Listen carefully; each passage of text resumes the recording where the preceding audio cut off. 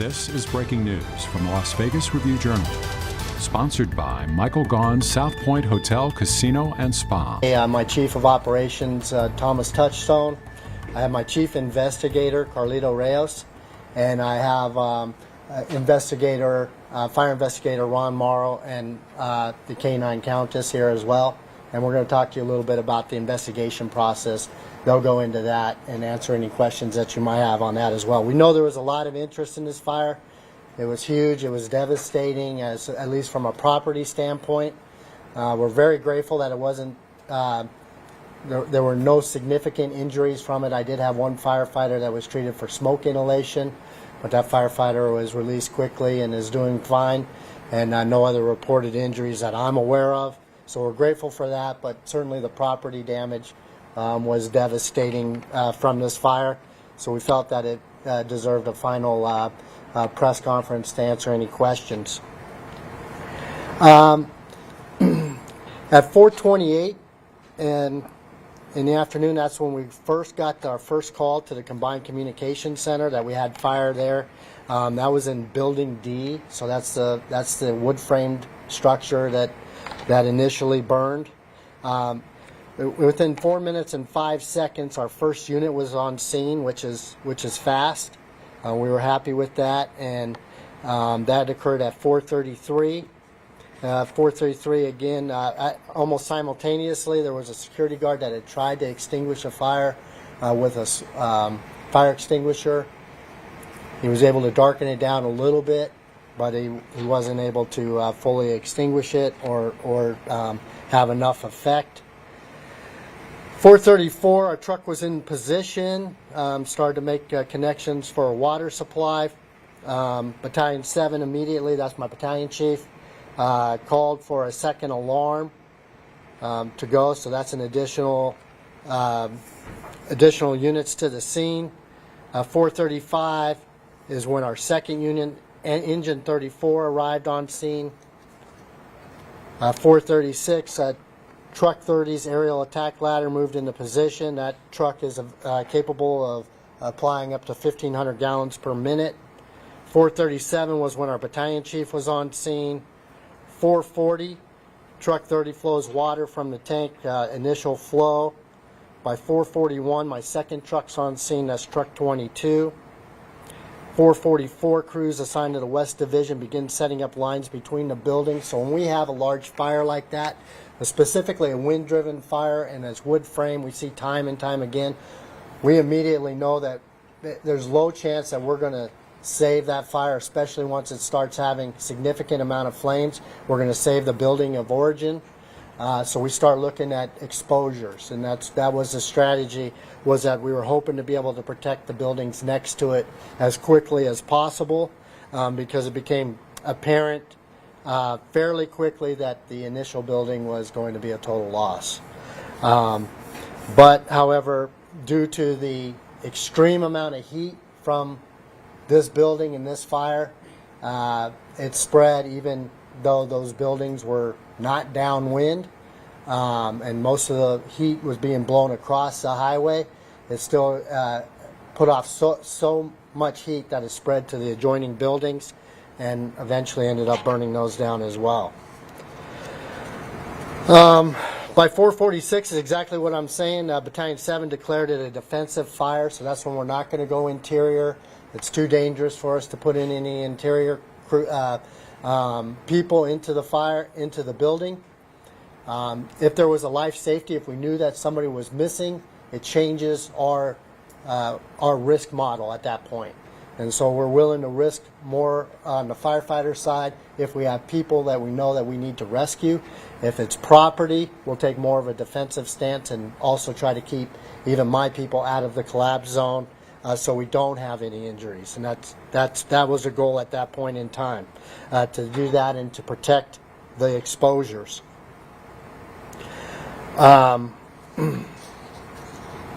By 4:47, Truck 30 was forced to reposition, so that was the initial truck that was there on scene, and because of the heat that was coming off of it, we had to reposition that truck. My other truck, Truck 22, did receive some fairly significant damage from the heat.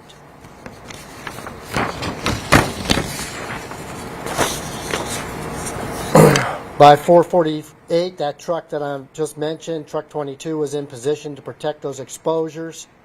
By 4:49, the fifth floor of the building D was completely fully involved.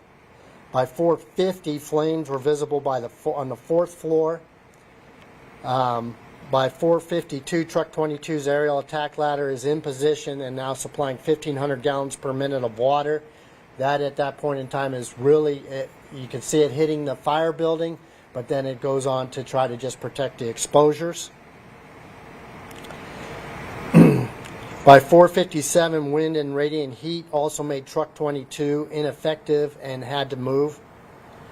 By 5 o'clock, that's when NHP reported that the fire had jumped the freeway. So at this point in time, I've got two complete alarms with, got two complete alarms there on scene with 11 engines, because we asked for additional engines, 3 trucks, 2 battalion chiefs, 3 rescues, our heavy rescue unit, multiple support personnel, and myself and other chief officers are there on scene. However, by 5 o'clock, we had known that the fire jumped the freeway, and we had to send another full alarm over to the north side of the freeway to start putting out spot fires. That included another 6 engines, 2 trucks, 2 rescues, and 2 battalion chiefs to that side to mitigate any problems that were over on that side of it. By 5:07, that response was over on that side of the freeway. So we continued to try to, when I got there on scene, I was certainly hopeful that we were going to be able to save buildings B and A. So building D was the one that was first involved. Building B was the next.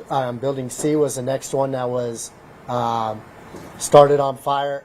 By the time I had gotten there, I could see that both of those were probably not going to be saved. I was certainly hoping to save the other 2, but then we got some drone footage that showed the amount of fire that we had in the roof.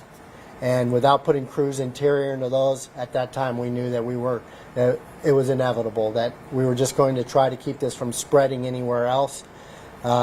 So that was our focus from that point in time, is to make sure nobody got hurt and to make sure that it didn't spread over to the clubhouse, which we were able to save was the finished clubhouse and any adjoining apartments. As you know, the fire continued to burn for the next several days. Command wasn't terminated until June 24th at 4:53. We did take even a more defensive posture throughout that time, as we needed to bring in equipment to help us tear down the building and then to start moving a lot of large amounts of lumber and concrete to help us to extinguish it over the next couple days, and also to go into the investigation. I'm going to bring up Chief Reyes here in just a moment to talk about the investigation and what we found. But I want to thank City of Henderson, City of Las Vegas, the Bureau of Alcohol, Tobacco, and Firearms, the State Fire Marshal, Las Vegas Metropolitan Police Department, and really Martin Harris, who is a developer, and the owners, Quatera, who were very cooperative throughout this entire process. I will turn it over here to Chief Reyes here in just a moment, but are there any initial questions? Got one right back there. Hi there. So this isn't obviously your everyday fire. No. How does your crew usually train for something this massive? Yeah, so we train all the time for all kinds of scenarios of different fires. So from your very simple vehicle fire all the way to your large high-rise fire or your wildfires. And we do train specifically for fires like this, because this isn't the first one or the last one that we have. During the construction process, when it's wood framed, it's very, as a fire chief, when I drive by them and they're wood framed, the hair stands on the back of my neck until we get them wrapped and covered with stucco and the tile roofs on there. They're just very susceptible. So by training on these, we train for interior attacks. If there's somebody that's, if there's a rescue or if it's low enough that we think will be effective and not be too put at too much risk. Other than that, we train with what we call master water extinguishing apparatus, right? Appliances, appliances. And so those are things that put out over 500 gallons per minute. So that's a ground monitor, which we utilized on this, which is when we put large supply into the ground monitor. It'll put out at least 500, but up to 1,000, and on those ladder trucks, 1,500 gallons per minute to go ahead and try to extinguish it. However, my experience shows, and it's unfortunate, that these stick fires, that's what we call them, as stick fires, we always lose them, right? We always lose at least the initial building, and many times the buildings next to it. They just overrun us. Yes, ma'am. Can you talk about the exhaustion of the firefighters? I know for a while they're working 4-hour shifts on a 24-hour rotating basis. How tiring is that? So, it's hot out there. You're in your gear. You're on air. We continue to rotate our staff through. That's why we have so many people there on the scene, because really after 2 tanks, you need some time to go ahead and rest, right? So each tank is rated for 30 minutes. It's rated for 30 minutes, but if you're really working hard, you might only get 20 minutes out of that tank, right? I'm sorry, our tanks are rated for 40 minutes, but we might only get 25 minutes out of that tank. You do 2 of those, and you need a break, right? You need to rest. You need a drink. We need to get you cooled off a little bit, and then you rotate back in, and then you rotate back in, and you rotate back in, and sometimes you just do that for 10, 12 hours. Maybe then you'll rotate back out to back to the station. But myself and many of these firefighters have been on scene in entire shifts, right? Entire 24-hour shifts before they're relieved, and that's just part of the job. Next question. All right. Sorry, Oh, yes. I'm sorry. Sorry, I'm separated from everyone. No problem. Do we know where the suspected origin site is? I'll let Chief Reyes speak to that. Okay. All right, and he'll talk to the investigation side of it. Any other questions on what I've brought up so far? All right, Chief Reyes.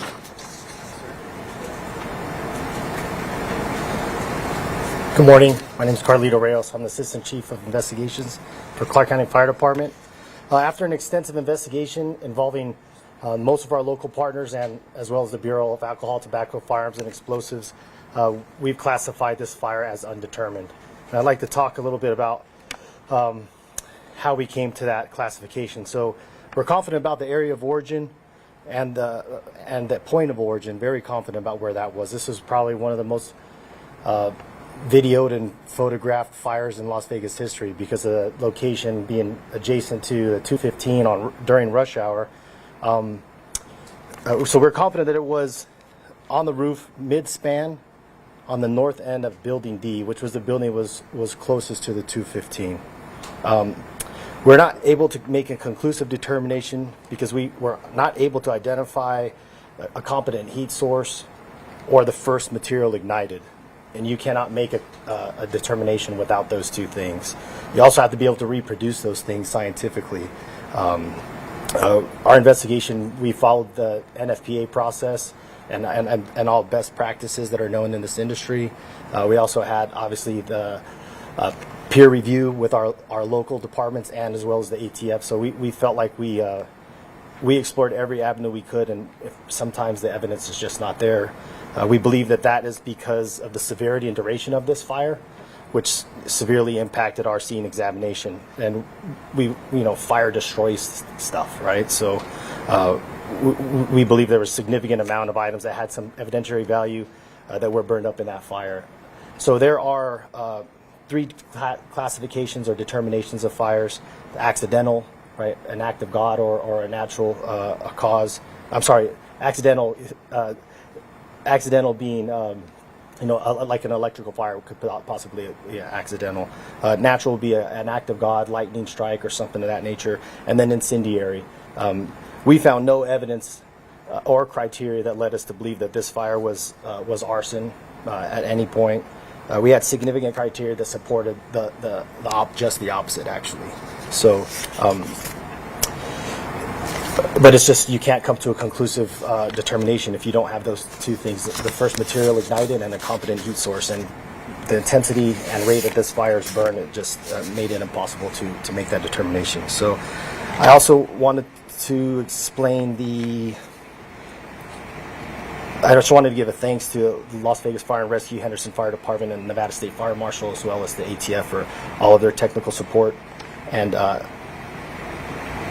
in addition to following best practice, we also implemented some lessons learned from the Eli fire that we had investigated a couple of years ago. We found some operational efficiencies that we implemented in this effort, and we feel like it paid dividends to implement those corrective actions. Pending your questions, I'd like to turn it over to investigator and canine handler Ron Morrow, so he could talk a little bit about the process, how we employ Countess. Can you tell your name and say it one more time? Yes, sir. First name is Carlito, Carlito. Last name is Rayos, Rayos. And your title? Assistant Fire Chief of Investigations.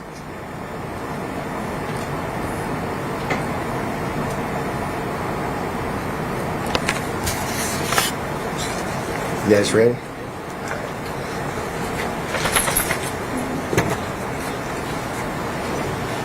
So, you want me to up front or? My name is Ron Morrow, Mauro. I am a fire investigator with the Clark County Fire Department Investigations Unit. I'm also an ATF accelerant detection canine handler. They now term it ignitable liquid detection canine because they said accelerant was too accusatory of a word, so they changed it. So the process with the dog is we speak to the lead investigator, who was Scott Smith on this particular fire. He determines where he believes the area of origin, so it's a generalized area where he believes. I will bring the dog in, and then I'll initially do a safety assessment. So I have to go through the scene and make sure the scene is safe for myself and the dog. Myself, structurally, I'll see if anything's going to collapse, which in this case, everything was already down. If there's anything on the ground that might fall through, we didn't have that issue on this particular fire. But also with the dog, with the pads on her feet, I need to make sure there's nothing jagged that's going to impale her, go through her pads. If that were the case and that happened, she would be out of service and I wouldn't be able to use her on the rest of the investigation. So what we do is, before I have anybody, I was also the dig site supervisor for this particular fire. What we do is I'll make sure after the safety assessment, I speak with everyone on scene, tell them what the plan is. I initially want to run the dog before anyone's touched what we call the pile. In this case, with 5 stories, it pancakes down, right? So you're going to get, more than likely, the highest debris that was on top coming down. So you're going to have to dig and sift through all that layer by layer. We will initially run Countess on the top portion, right? And we divided it into 4 quadrants, and we call those quadrants A, B, C, and D. And I believe it was a 59 by 19 foot area that Investigator Smith said he was pretty certain was his general area of origin. We run her on the top layer, and then we have crews come in quadrant by quadrant and layer down about 3 to 4 inches, sift through the debris. We don't just dump it in wheelbarrows. We'll sift through that to make sure if we see anything that we find out of the ordinary or of interest, and what we think may be an incendiary device or a can of an ignitable liquid, anything of that type. If that's the case, we'll flag it, book it into evidence, photograph it where it lies, and as we do the evidence intake process, go down another 3 or 4 inches and continue that process until we get all the way down to the cement slab. We go quadrant by quadrant because we don't want any cross-contamination of quadrants. I don't want people walking from quadrant A to quadrant B, because if you take the Alucard theory is that you always, on any scene, you always bring something into the scene with you, and you always take something out of the scene with you. So we make sure with ATF protocol, you have a decon line going into the scene and also coming out of the scene, and it's the same process every time you go in and out. You sign in to a logbook, so we keep track of who was where at what time. You step into a bucket of clean water, to a bucket of simple green cleaning solution, and then to a bucket of rinse water every time before you go in and every time you exit. That includes the dog. Okay? So that process, though, with her, again, anytime the debris is taken out, we go down, sift through it, and go down another 3 or 4 inches. That's all wheelbarrowed out to another area that we designate, A, B, C, and D, so that if we have to go back and look through that debris, we know exactly where that debris came from. Okay. And if she alerts, the way she alerts, she'll sit. She's going through the scene, doing her thing. She'll sit and look up at me, and that's her initial alert. I'll pay her out with food. She's a food reward dog. And then I'll ask her for a more specific point of origin where I'll tell her, now show me. Okay? And with her nose, she will point to a more specific area of where that accelerant is. And she'll get paid out again with the food. So food reward system means the only way that Countess eats is by finding accelerant. Every day. And that's the way we're trained. It's kind of like the Pavlovian theory. Immediate gratification for doing the job. And it keeps that drive for her to find accelerant alive, because that's the only way she eats. So twice a day, every day, I have to set up training with her to hide and find accelerant, because that's the only way she's fed on times we don't have fires. With that, anytime she does alert, we again mark the area. The evidence team will come in, collect the evidence, photograph it, send it out to a lab. No alert of countesses is deemed true until it goes to a lab for final analysis. The lab comes back positive, it's a good alert. If not, it's a negative alert, and it's discarded. Any questions with that? Yes? Why was it so important to bring in the ATF, and is that standard protocol for a fire this massive? On a large fire like this, the ATF has a national response team, which they give us an unlimited amount of resources. We're very limited as to what we can do. We have 7 investigators for the entire Clark County area.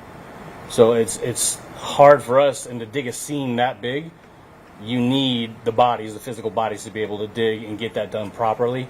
And if you have 6 people digging a scene that big, you're going to have to stop a lot of times. And like Chief was saying with the firefighters, you're going to have to stop, rehydrate, rest, refuel, cool off, especially with the temperatures here in Vegas. But they also, the ATF also has resources, drones. We have a drone in training. They have more drones.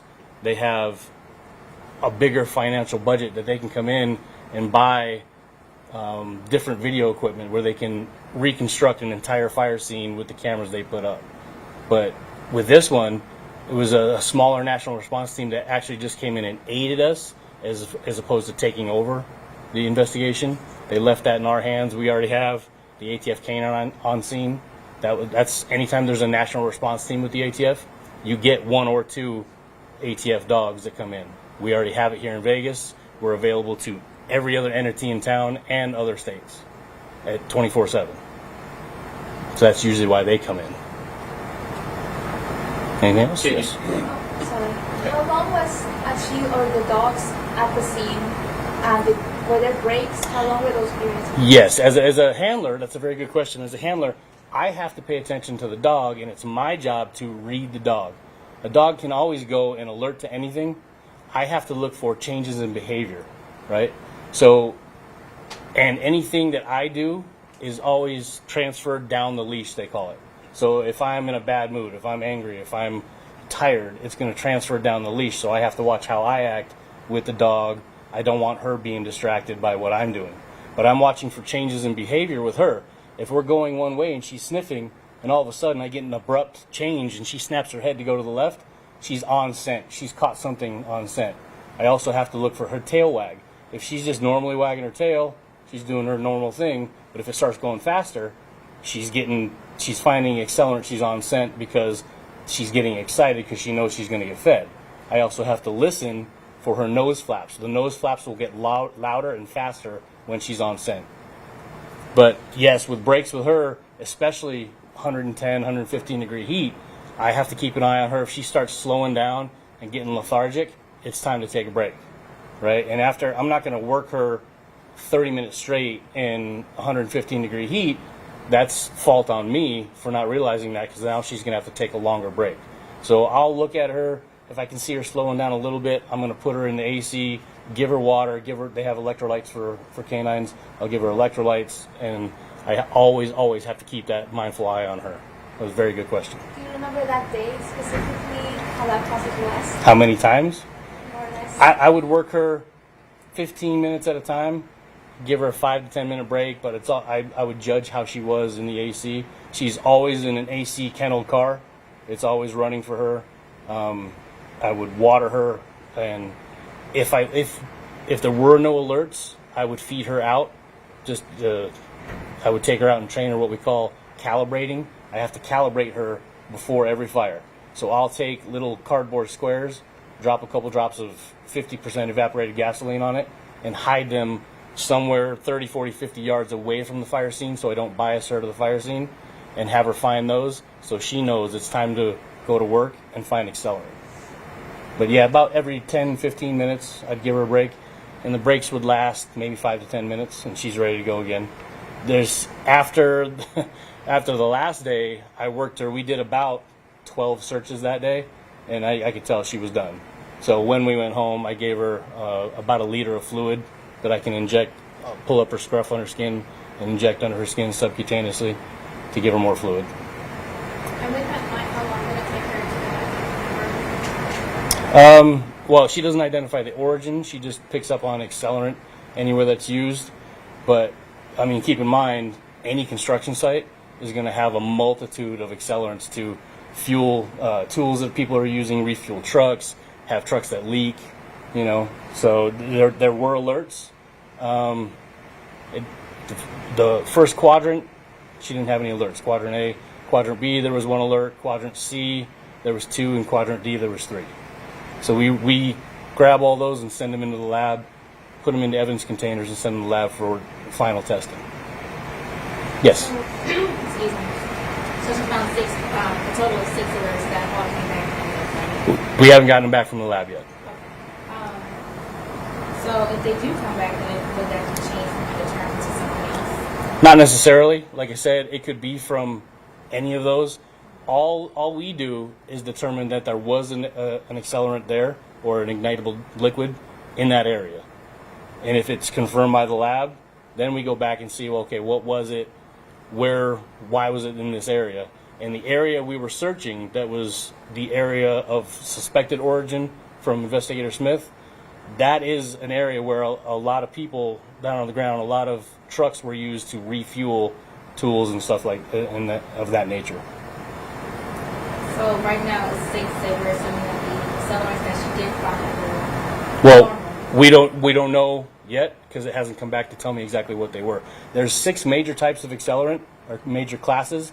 You have gas, of course, light, medium, and heavy petroleum distillates, naphthenic, and isoparaffinic. And in those 6 major categories, there's over 476 subcategories. She's proficient in all of them. So it could have been any of those. And it's up to the lab to determine if it was a true hit, if there was accelerant there, and if there was, what it was. Yes. You guys got there that first day, correct? We got there that night because, like I said, I'm on call with her 24/7. I was off that day.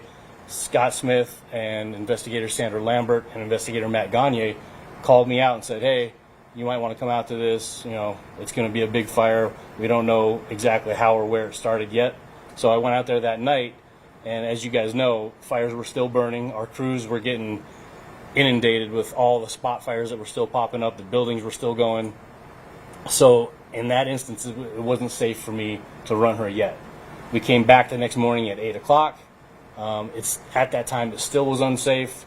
Myself and Chief Reyes went back to where we thought Scott Smith thought the origin was, and we cordoned off the area that we were going to dump all the debris, and we cordoned off the 4 quadrants of where we were going to dig. We started that day with Quadrant A.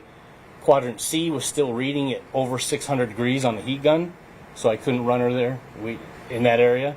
So we waited till the next day to do all the other 3 quadrants. So what's happening now? Are you guys still going out to the scene, doing any kind of investigation? No, our part of it is done as far as scene wise. There were continuing interviews, correct?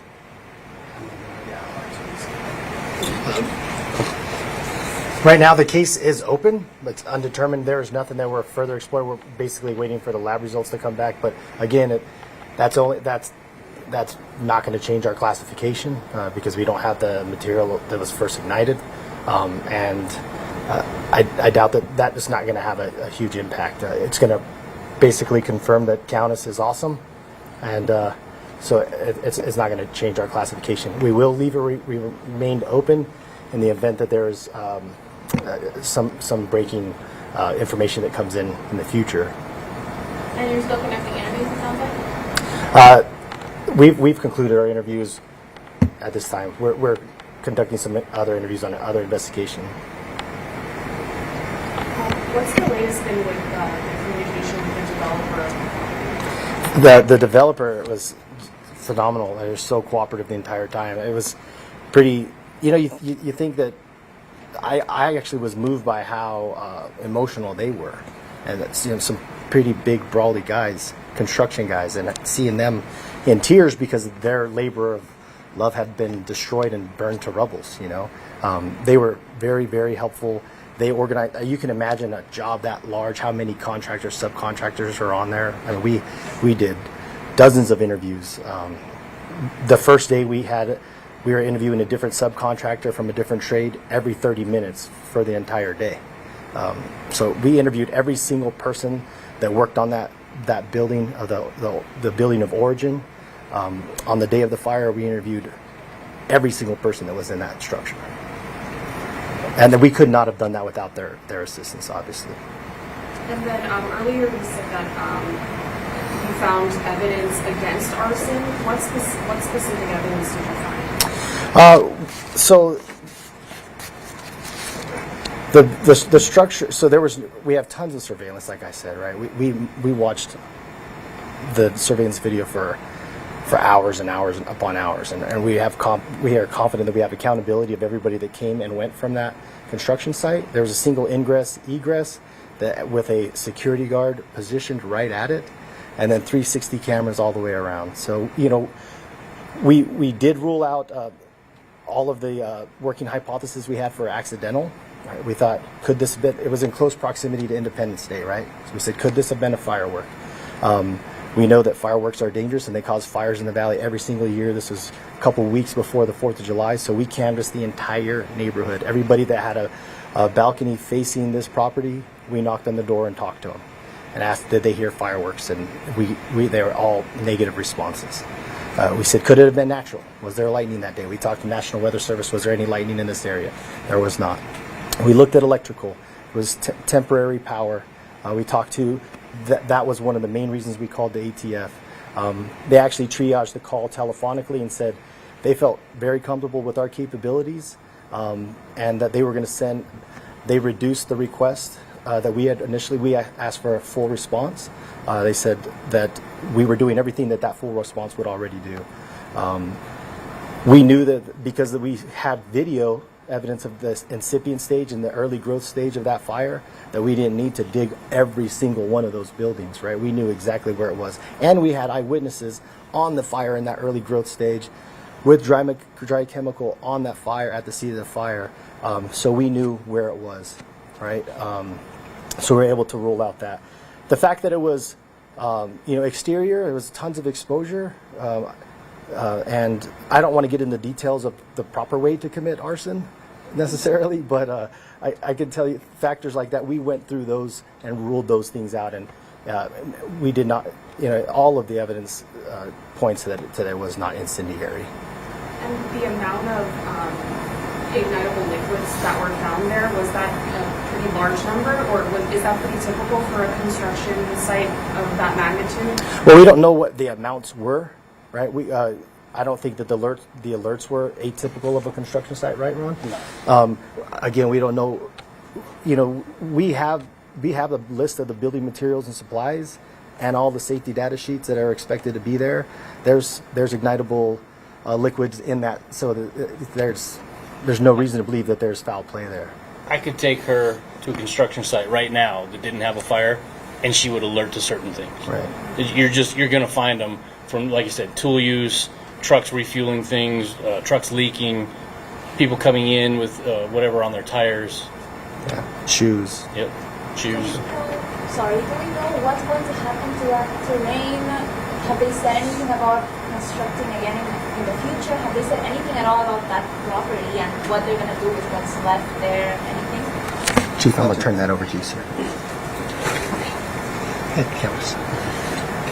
So, definitively, you'd have to ask, Martin Harris and Katera on that, but the indication they've given back to us is that they intend to rebuild.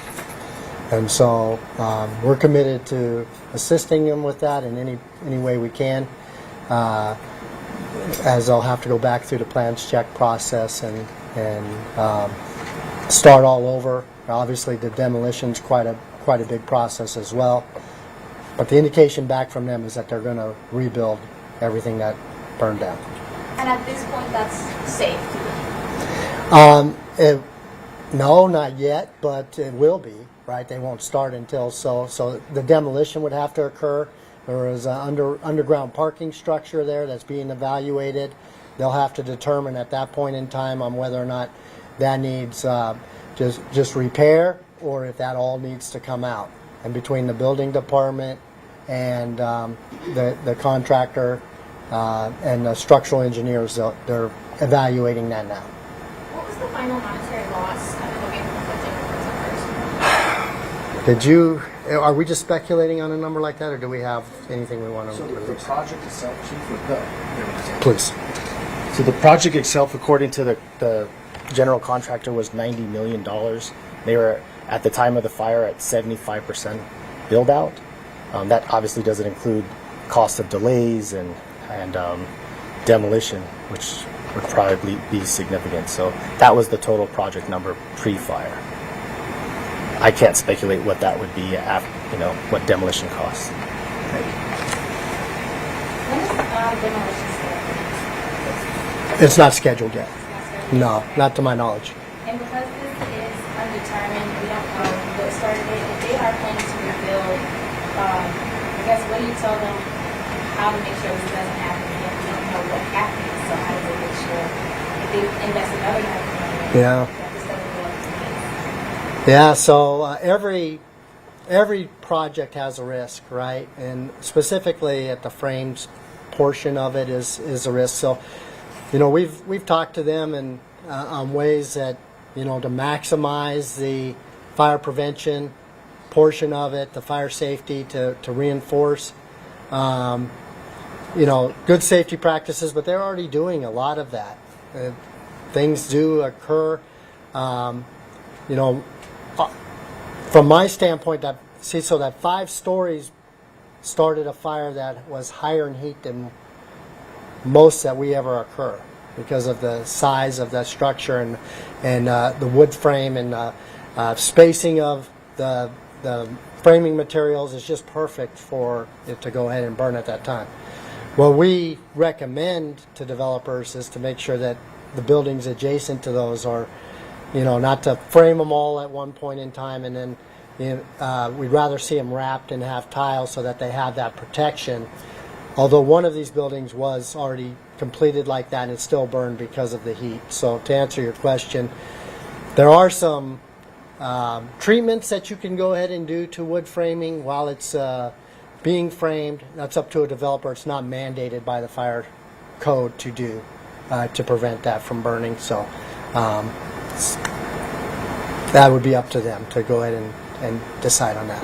Can you quickly can you just give us, Jerry, quickly some tips for construction sites to avoid fires and for the people that are working there? Absolutely no smoking, right? If you are going to smoke, you have to have a designated smoking spot that's well away from the site, because that is a common cause for us.